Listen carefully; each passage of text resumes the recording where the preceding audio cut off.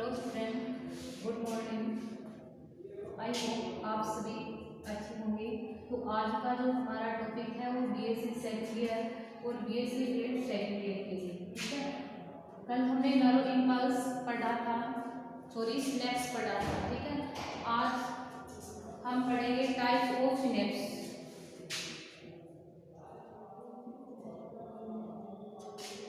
Type of synapse. आज हम पढ़ेंगे टाइप ऑफ सिनेप्स। तो सिनेप्स होते हैं वो दो प्रकार के होते हैं। नंबर एक है ऑन द बेसिस ऑफ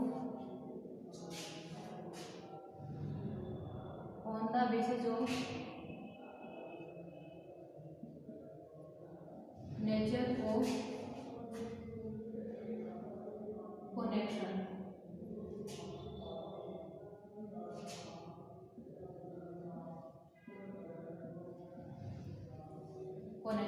संयुग्मन की प्रकृति के आधार पर,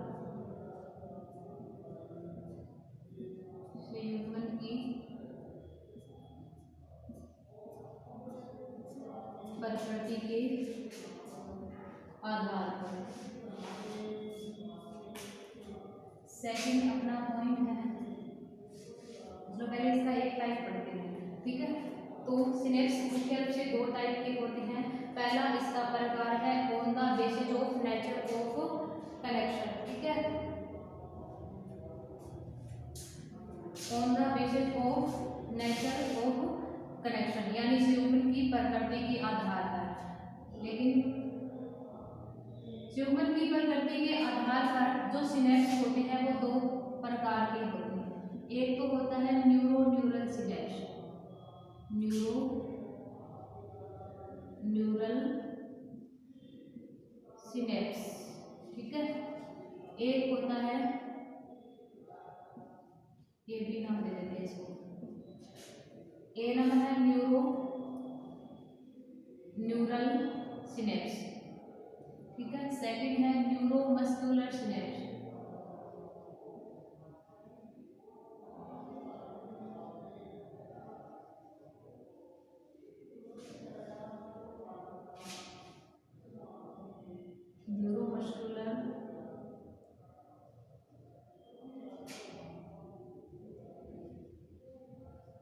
न्यूरोमस्कुलर सिनेप्स। अब देखिए संयुग्मन की प्रकृति के आधार पर सिनेप्स दो प्रकार के हैं, अपने न्यूरल सिनेप्स और न्यूरोमस्कुलर सिनेप्स। अब सुनिए कि न्यूरल सिनेप्स क्या होता है। न्यूरल सिनेप्स का मीन है कि ऐसा सिनेप्स यानी जब सिनेप्स का निर्माण एक तंत्रिका के एक्सॉन और दूसरी तंत्रिका के डेंड्रॉन्स के मध्य होता है। ध्यान में रखना कि जब सिनेप्स का निर्माण एक तंत्रिका के एक्सॉन और दूसरी तंत्रिका के डेंड्रॉन्स के मध्य होता है, दूसरी तंत्रिका के डेंड्रॉन्स के मध्य होता है, तो उसको न्यूरल सिनेप्स कहा जाता है। ध्यान में रखना न्यूरल सिनेप्स किसको बोलते हैं कि ऐसा जब सिनेप्स का निर्माण एक तंत्रिका के एक्सॉन और दूसरी तंत्रिका के डेंड्रॉन्स के मध्य होता है, तो इस प्रकार के सिनेप्स को न्यूरल सिनेप्स कहा जाता है। सेकंड कौन सा है, न्यूरोमस्कुलर सिनेप्स। न्यूरोमस्कुलर सिनेप्स कौन सा होता है कि जब सिनेप्स का निर्माण एक तंत्रिका के एक्सॉन और दूसरी जो मसल्स है यानी जो पेशियां हैं उनके पेशी तंतुओं के मध्य यानी मसल्स फाइबर के मध्य, मसल्स फाइबर, ठीक है। जब सिनेप्स का निर्माण एक तंत्रिका के एक्सॉन और दूसरी मसल्स यानी पेशी के मसल्स फाइबर, हिंदी में क्या बोलते हैं, पेशी तंतुओं के मध्य जब सिनेप्स का निर्माण होता है तो उसको न्यूरोमस्कुलर सिनेप्स कहा जाता है, ठीक है। अब देखिए न्यूरल सिनेप्स होता है वो निम्न टाइप में होते हैं। नंबर एक है axonic synapse, axonic synapse. Second है एक्सोसोमेटिक सिनेप्स, सोमेटिक सिनेप्स। थर्ड है एक्सोडेंड्राइटिक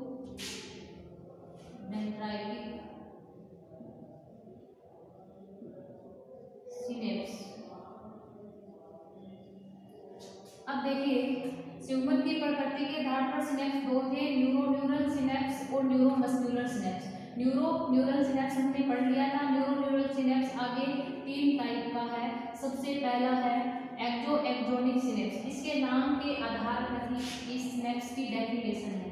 जब देखिए एक्सोनिक सिनेप्स क्या होता है, जब सिनेप्स का निर्माण दो तंत्रिकाओं के एक्सोन के मध्य होता है। जब सिनेप्स का निर्माण दो तंत्रिकाओं के एक्सोन के मध्य होता है तो उसको एक्सोनिक सिनेप्स कहा जाता है। क्या बोलते हैं उसको? एक्सोनिक सिनेप्स कहा जाता है। और सेकंड अपना पॉइंट टाइप कौन सा है? एक्सोसोमेटिक सिनेप्स। एक्सोसोमेटिक सिनेप्स क्या होते हैं कि जब सिनेप्स का निर्माण एक तंत्रिका के एक्सोन और दूसरी तंत्रिका के किसके मध्य, साइटोन भाग के मध्य होता है। किसके मध्य? जब ध्यान से सुनना, एक्सोसोमेटिक सिनेप्स क्या होता है, जब सिनेप्स का निर्माण एक तंत्रिका के एक्सोन और दूसरी तंत्रिका के साइटोन भाग के मध्य होता है तो इसको एक्सोसोमेटिक सिनेप्स कहा जाता है। थर्ड पार्ट है इसका एक्सोडेंड्राइटिक सिनेप्स। एक्सोडेंड्राइटिक सिनेप्स क्या होता है कि ऐसा सिनेप्स जिसका निर्माण एक तंत्रिका के एक्सोन और दूसरी तंत्रिका कोशिका के डेंड्रोन्स के मध्य होता है। इसके मध्य, डेंड्रोन्स के मध्य होता है तो इस प्रकार के सिनेप्स को एक्सोडेंड्राइटिक सिनेप्स कहा जाता है। फिर से बोलूं, ध्यान से सुना कि जब सिनेप्स का निर्माण एक तंत्रिका के एक्सोन दूसरी तंत्रिका के डेंड्रोन्स के मध्य होता है तो इस प्रकार के सिनेप्स को एक्सोडेंड्राइटिक सिनेप्स कहा जाता है। तो पहला सिनेप्स का टाइप अपना कंप्लीट हो चुका है।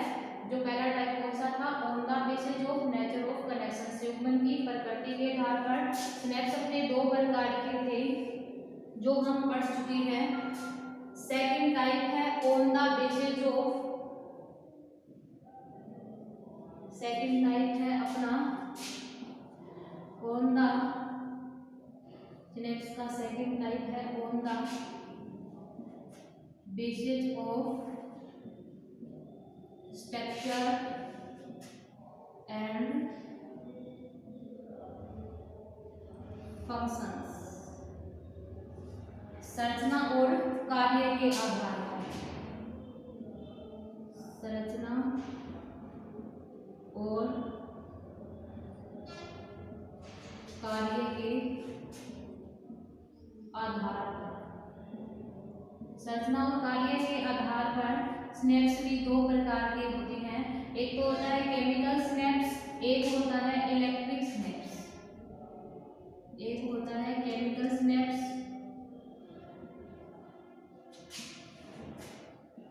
केमिकल सिनेप्स, एक होता है इलेक्ट्रिक सिनेप्स।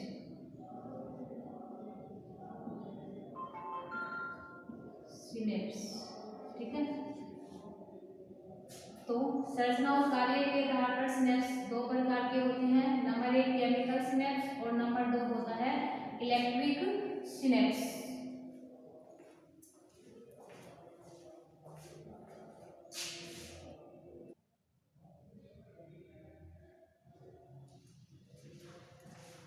देखिए संरचना और कार्य के आधार पर जो सिनेप्स थे दो प्रकार के थे।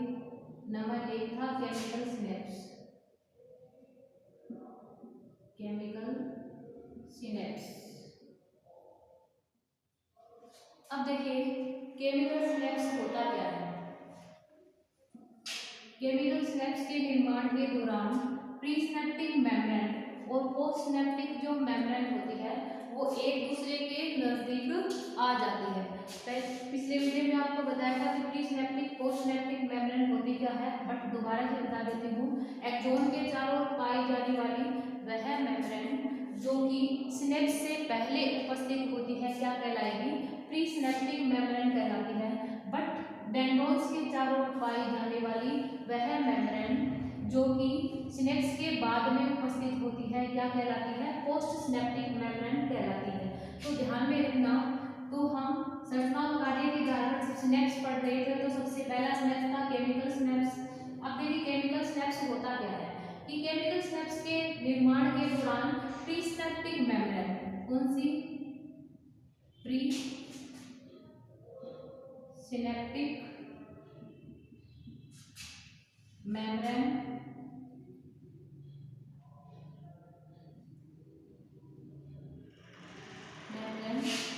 और पोस्ट सिनेप्टिक मेम्ब्रेन।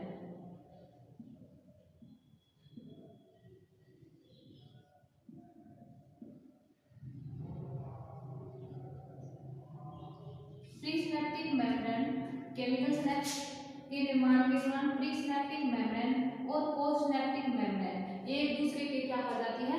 नजदीक आ जाती है। बट ये 20 से 30 एमएम चौड़े अवकाश के द्वारा क्या रहती है? एक दूसरे से पृथक रहती है। इस 20 से 30 एमएम चौड़े अवकाश को ही सिनेप्स कहा जाता है। क्या बोलते हैं इसे? सिनेप्स या सिनेप्टिक क्लेफ्ट कहा जाता है। अब देखिए जैसे ही किसी तंत्रिका कोशिका को अपन क्या देंगे? उद्दीपन देंगे। तो जैसे ही उद्दीपन देंगे तो ये उद्दीपन उसमें आवेग के रूप में क्या होते हैं? संचरित होते हैं। अब ये उद्दीपन जब एक्सोन से होते हुए किसमें पहुंचते हैं? सिनेप्टिक एंड बल्ब में पहुंचते हैं। सिनेप्टिक बल्ब या सिनेप्टिक एंड बल्ब के अंदर पहुंचेंगे तो क्या हो जाता है कि इसके अंदर सिनेप्टिक एंड बल्ब के अंदर पाई जाने वाली ये वेसिकल्स जिसमें क्या भरा है? एसिटिल कोलिन भरा है।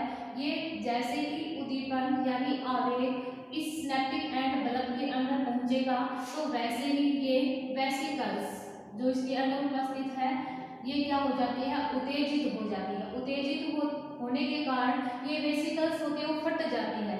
जैसे ही वेसिकल्स जो फटेगी, ठीक है, जैसे ही फटेगी तो क्या होगा? उसके द्वारा न्यूरोट्रांसमीटर का क्या होगा? स्रावण होगा। बट इसके अंदर उल्टा होता है। क्या होता है? इसके अंदर उल्टा होता है। तो अब देखिए जैसे ही किसी तंत्रिका को आप उद्दीपन दोगे, उद्दीपन जब सिनेप्टिक एंड बल्ब के अंदर पहुंचता है तो क्या होता है कि सोडियम और कैल्शियम चैनल ओपन हो जाते हैं। बट इसमें ये भी उल्टा होता है कि बाह्य कोशिकीय तरल के अंदर कैल्शियम 2 पॉजिटिव आयन की अधिकता होती है, बट अंदर कोशिकीय तरल के अंदर क्या उपस्थित होती है? सोडियम आयनों की क्या होती है? अधिकता होती है। अब जैसे ही किसी तंत्रिका को अपन उद्दीपन देंगे, उद्दीपन जब एक्सोन से होते हुए सिनेप्टिक एंड बल्ब में पहुंचेगा तो सोडियम और कैल्शियम चैनल होते हैं वो क्या हो जाते हैं? खुल जाते हैं। खुलने के कारण जो कैल्शियम आयन होते हैं वो बाह्य कोशिकीय तरल से अंदर कोशिकीय तरल के अंदर क्या करने लग जाते हैं? गति करने लग जाते हैं, जिसके कारण जो सिनेप्टिक एंड बल्ब में पाई जाने वाली ये वेसिकल्स ये उत्तेजित हो जाती है। उत्तेजित होने के कारण ये वेसिकल्स क्या हो जाती है? फट जाती है। अब जब ये वेसिकल्स फटेगी तो उसके द्वारा एक प्रोटीनी पदार्थ का स्रावण होता है जिसको बोला जाता है एसिटिल कोलिन। क्या बोलते हैं उसको? एसिटिल कोलिन कहा जाता है। एसिटिल कोलिन कहा जाता है। अब देखिए जैसे ही इन वेसिकल्स के फटने से एसिटिल कोलिन स्रावित होगा वो सिनेप्टिक क्लेफ्ट से होते हुए इस पोस्ट सिनेप्टिक मेम्ब्रेन के साथ क्या हो जाता है? संयोजित हो जाता है। अब पोस्ट सिनेप्टिक मेम्ब्रेन के साथ ही क्यों संयोजित होता है? क्योंकि इनके ग्राही एसिटिल कोलिन के जो ग्राही होते हैं वो पोस्ट सिनेप्टिक मेम्ब्रेन पर ही क्या होते हैं? उपस्थित होते हैं। अब देखिए जैसे ही एसिटिल कोलिन के ग्राही पोस्ट सिनेप्टिक मेम्ब्रेन पर उपस्थित होने के कारण एसिटिल कोलिन किसके साथ ज्वाइंट होगा? इन पोस्ट सिनेप्टिक मेम्ब्रेन पर उपस्थित ग्राहियों के साथ जुड़ जाएगा। तो पोस्ट सिनेप्टिक मेम्ब्रेन के अंदर क्या उत्पन्न हो जाता है? एक पोटेंशियल उत्पन्न हो जाता है जिसको एक्साइटरी पोटेंशियल कहा जाता है। क्या बोलते हैं? एक्साइटरी पोटेंशियल कहा जाता है। ठीक है, उसको क्या बोलेंगे? एक्साइटरी पोटेंशियल कहा जाता है। अब देखिए यहाँ पे लिखा है न्यूरोट्रांसमीटर। ये आप ध्यान में रखना कि किसी तंत्रिका कोशिका के द्वारा जब कोई रासायनिक पदार्थ स्रावित होगा कोशिका उसको न्यूरोट्रांसमीटर कहा जाता है। इस प्रकार से जो केमिकल सिनेप्स होता है उसमें उद्दीपन का संचरण एक ही दिशा में होता है, क्योंकि सिनेप्टिक एंड बल्ब के अंदर पाए जाने वाले वेसिकल्स के द्वारा जो एसिटिलकोलिन स्रावित किया जाता है उनके ग्राही पोस्ट सिनेप्टिक मेम्ब्रेन पर उपस्थित होते हैं, इसलिए उनमें आवेग का संचरण एक ही दिशा के अंदर होता है। आगे हम बात करते हैं इलेक्ट्रिक सिनेप्स की। संरचना और कार्य के आधार पर सिनेप्स दो प्रकार के थे। एक नंबर था केमिकल, जिसको पढ़ लिया। सेकंड है अपना electric synapse.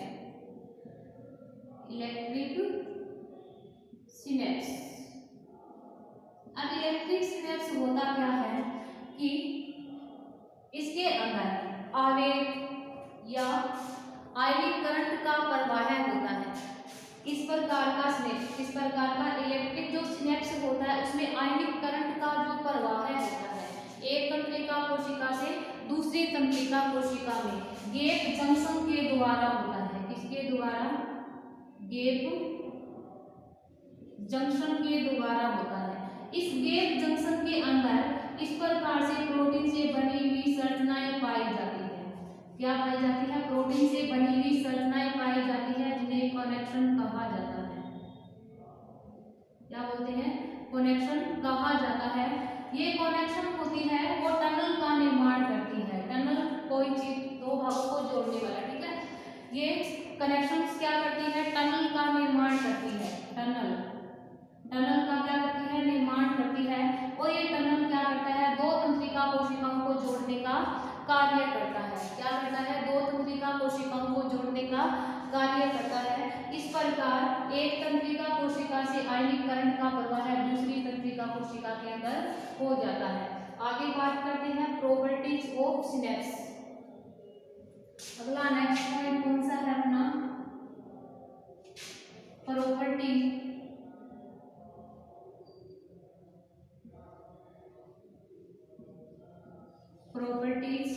Of synapse.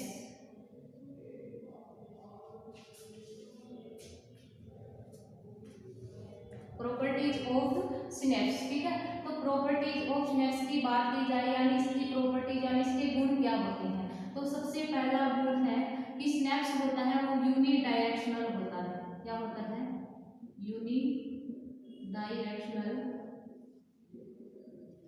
Unidirectional होता है, यानी एक दिशीय होता है। एक दिशीय होता है। अब ध्यान में रखना कि सिनेप्स होता है वो यूनिडायरेक्शनल यानी एक दिशीय होता है, क्योंकि जो एसिटिलकोलिन का स्रावण होता है इसके द्वारा सिनेप्टिक एंड बल्ब में पाई जाने वाली कौन सी वेसिकल्स के द्वारा जो एसिटिलकोलिन का स्रावण होता है उसके जो ग्राही होते हैं वो पोस्ट सिनेप्टिक मेम्ब्रेन पर ही क्या होते हैं? उपस्थित होते हैं। इसी कारण जो सिनेप्स होता है यूनिडायरेक्शनल यानी क्या होता है? एक दिशीय होता है, ठीक है। सेकंड अपना पॉइंट है कि सिनेप्स के अंदर सिनेप्स में इम्पल्स के इनहिबिशन का गुण पाया जाता है। इनहिबिशन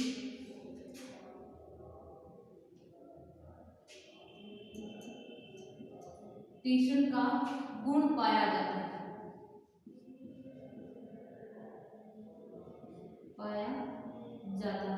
ठीक है।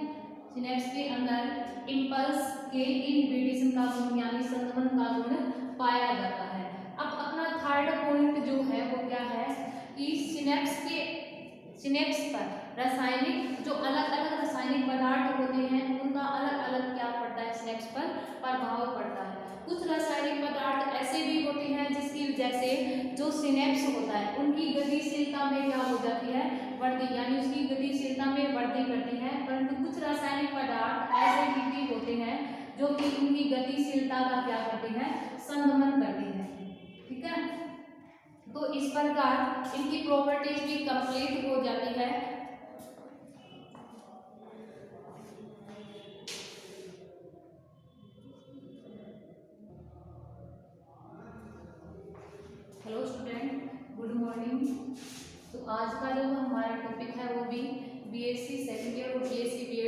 सेकेंड ईयर के लिए है। आज हम पढ़ेंगे रिफ्लेक्स एक्शन।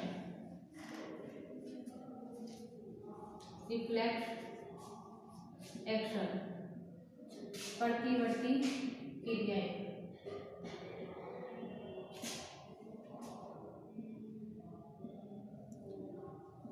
रिफ्लेक्स एक्शन यानी प्रतिवर्ती क्रियाएं। प्रतिवर्ती क्रियाएं होती क्या है? किसी उद्दीपन के प्रति स्वायत्त और स्वचालित जो प्रतिक्रियाएं होती है उनको क्या बोलते हैं? रिफ्लेक्स एक्शन यानी प्रतिवर्ती क्रियाएं कहा जाता है। यानी किसी उद्दीपन के प्रति जो स्वायत्त और स्वचालित प्रतिक्रियाएं होगी उनको क्या बोलेंगे? प्रतिवर्ती क्रियाएं कहा जाता है। अब प्रतिवर्ती क्रियाओं की खोज की थी मार्शल हॉल नामक वैज्ञानिक ने। किसने? मार्शल हॉल नामक वैज्ञानिक ने रिफ्लेक्स एक्शन की खोज की थी। बट रिफ्लेक्स एक्शन को परिभाषित बेस्ट एंड टेलर नामक वैज्ञानिक ने किया था। किसने?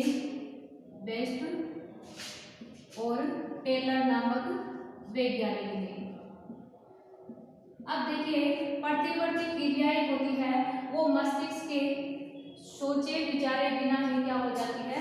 संपन्न होती है। यानी इस प्रकार की क्रियाएं होती है वो मस्तिष्क के सोच विचार से संपन्न नहीं होती, ये बिना सोचे विचारे ही संपन्न हो जाती है। अतः इन्हें प्रतिवर्तन भी कहा जाता है। क्या बोलते हैं? प्रतिवर्तन भी कहा जाता है। अब प्रतिवर्ती क्रियाएं होती है मुख्य रूप से दो प्रकार की होती है। प्रतिवर्ती क्रियाएं क्या होती है? मुख्य रूप से दो प्रकार की होती है। नंबर एक होती है वॉल्यूंटरी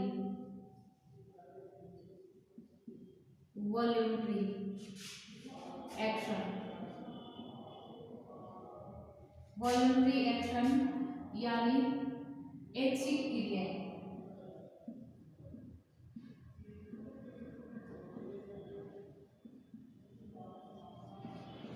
नंबर दो की इनवॉल्यूंटरी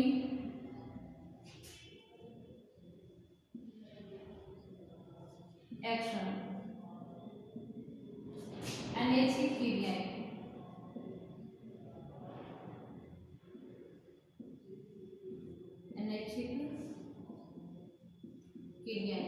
अब देखिए, प्रतिवर्ती क्रियाएं दो प्रकार की है। नंबर एक है वॉल्यूंटरी एक्शन जिसको ऐच्छिक क्रियाएं बोलते हैं, और नंबर सेकंड है अपनी इनवॉल्यूंटरी एक्शन जिसको अनैच्छिक क्रिया कहा जाता है या बोलते हैं। तो सबसे पहले बात करेंगे इनवॉल्यूंटरी एक्शन यानी ऐच्छिक क्रियाओं की। तो देखिए, ऐसी क्रियाएं जो जंतु की इच्छा अनुसार क्या होती है? सुनियोजित होती है। ऐसी क्रियाएं जो कि जंतु की इच्छा के अनुसार क्या होती है? सुनियोजित होती है। और इस प्रकार की क्रियाओं का संचालन भी मस्तिष्क के द्वारा किया जाता है। तो अतः इस प्रकार की जो क्रियाएं हैं वो क्या कहलाती है? ऐच्छिक क्रियाएं कहलाती है। जैसे शत्रु को देखकर, फॉर एग्जाम्पल, शत्रु को देखकर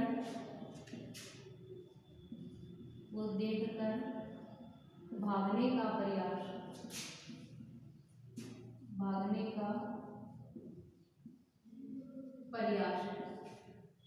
ठीक है। सेकंड एग्जांपल ले सकते हो भोजन की खोज। ठीक है। अब देखिए, इनवॉल्यूंटरी तो अपनी हो गई यानी ऐच्छिक क्रियाएं तो अपनी हो गई। सेकंड बात करते हैं किसकी? इनवॉल्यूंटरी एक्शन यानी अनैच्छिक क्रिया। अब अनैच्छिक क्रिया कौन सी होती है? ऐसी क्रियाएं जो जंतु की इच्छा के अनुसार सुनियोजित नहीं होती, और इस प्रकार की क्रियाओं का संचालन भी मस्तिष्क के द्वारा नहीं होता, यानी मस्तिष्क के नियंत्रण में नहीं होती। तो इस प्रकार की क्रियाओं को क्या बोलते हैं? इनवॉल्यूंटरी एक्शन यानी अनैच्छिक क्रियाएं कहा जाता है। फॉर एग्जाम्पल, तेज प्रकाश के अंदर आंखों का क्या होना? बंद होना। ठीक है। और इसके अलावा ठंड लगने पर कंपी होना, और श्वसन मार्ग के अंदर किसी धूल का कण चला जाने पर छींक आना या खांसी आना, ये सारी की सारी क्या है? अनैच्छिक क्रियाएं हैं जो मस्तिष्क के नियंत्रण में नहीं होती।